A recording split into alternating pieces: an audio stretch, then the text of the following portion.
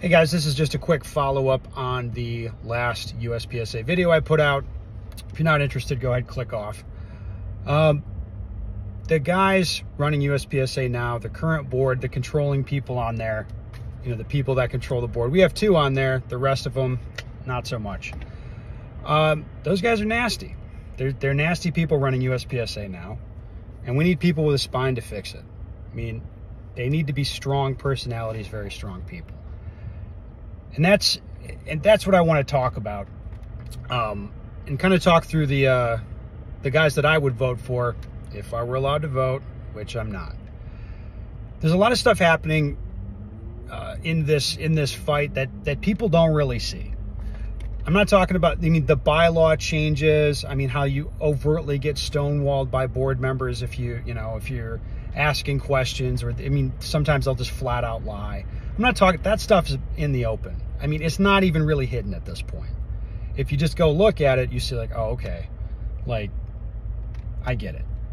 But there's stuff happening behind the scenes, a lot of it, not just me or other people. There's lots of wild stuff that happens. For example, like, yeah, I got the lifetime ban from USPSA, can't shoot anymore. But in addition to that, like, for example, I got death threats, pretty sure from Jake Martins, can't prove it. But yes, like, I got death threats over the USPSA stuff. I got a cease and desist letter from one of their attorneys, like, trying to get me to stop. Okay, like, these guys are playing very, very hardball. So don't think that you're going to put someone in office who's not strong, who's not willing to stand up to them and have them accomplish anything. Hell, even when Matt first got on the board, like, I don't think he understood. I mean, none of them really do. Like, Frank and Scott, I'm sure, have gotten they've gotten a rude awakening, and I can't wait for the stories years from now, after this is all done, to hear about it, the ins and outs of all the shenanigans over the last couple months. Shit, I mean, Matt was only on the board for a few months before he got blackmailed off, or blackmailed out of the presidential race, kicked off the board. Yeah.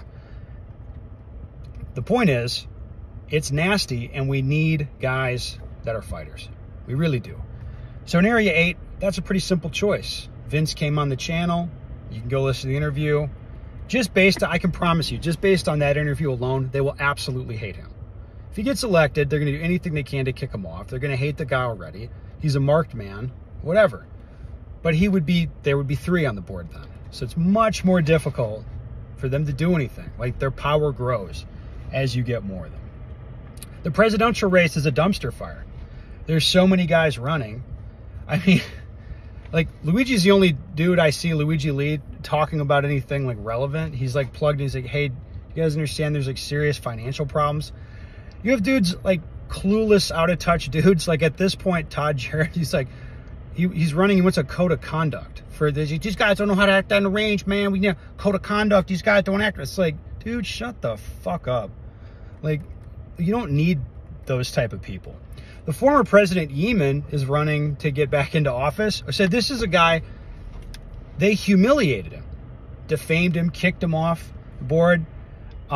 He's not even eligible to hold office, and he's running for presidency. He put out like a 20-second video on Instagram saying, you look like a robot. He's like, yes, I am running for office, and we're going to finish what we started. And he didn't say anything. He didn't say anything.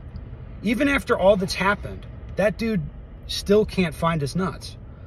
And I always want the best for people, but I've come to learn, like, when somebody gets to a certain point, like, he's at this age, like, if he can't find him now, he's never going to find him. That's fine. He's a nice guy or whatever, but he's not going to fix anything. He didn't even try to fix anything. Hell, he's on board with the stuff they're doing. So this is why when I see Luigi saying what he's saying in public, I'm like, yeah, they're going to hate you already, dude. So throw him in the ring, see what he can get done, because the other guys aren't going to get anything done. Where I really got questions was about the Area 6 race. Like, why would you vote for Ben Berry? Which I would. I would vote for Ben Berry if I was in Area 6. He's a very smart guy. He's opinionated, kind of engineer-brained. He'd be a good asset on the board. But Matt Hopkins is running. And like I said, we need people that are strong and fighters, and it's important to tell the truth in these situations. With Matt running, would I vote for him? No, I wouldn't. Do I think he'd be a bad area director? No, he's a great area director. Great guy, I love Matt. Matt's awesome. But we started something.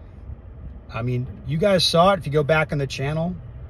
The war declaration video on the USPSA board. We knew what we were doing. Like, for sure, there was going to be consequences from that. And maybe, I'm not sure Matt really understood. I'm not sure anybody really understands. Like, I don't know, for whatever reason, like, I understand how these guys operate, but I had no expectation that they would ever play fair. I mean, they're going to change the rules, which they did. They lie. Nothing is off limits. That's just who they are, okay? And if you go after them, they're gonna put you through hell. They really will. And they put Matt through hell, and me, you know, other people. Frank and Scott on the board now, they've stood up against it. The fact is, when the critical moment came, Matt did crack. And that's a sad thing to say, but it's true. And it's like, as much as I love Matt, like he fucking broke once.